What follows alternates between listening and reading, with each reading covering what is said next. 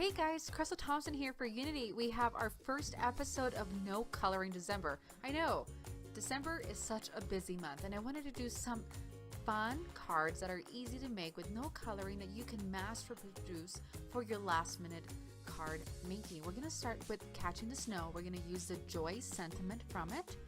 And then we're going to be using for our background the Sweater Weather stamp set, a collaboration with Brutus Monroe and Unity. Along with this, we're going to need some red ink pad. I'm using Real Red from Stamping Up with the red coordinating cardstock and 2 pieces of white cardstock. So let's get started.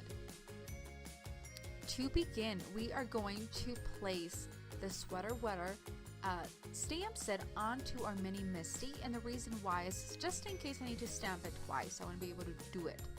Next, I'm going to ink my stamp set with that red and stamp it. It turned out pretty good, so I'm just going to do it once.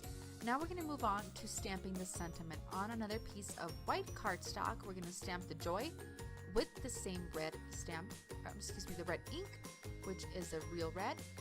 And we're going to do this 3 times so we can get a really deep and clear, crisp stamp.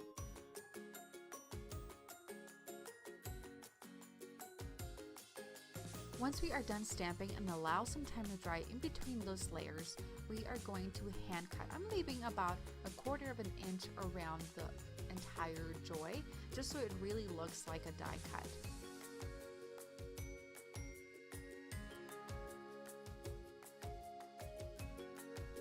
Okay, now that everything's ready, we're going to actually assemble our card. We're going to place our red cardstock on our card base, place adhesive on the stamp, cardstock, place that over the red matted, and then using foam adhesive, we're going to plate a couple strips onto that Joy and place those behind the sentiment. We're going to place that Joy right to the center of that card, and then to embellish, we're going to be using red and white Nouveau drops, just doing a couple drops on the top right corner and the top bottom left corner.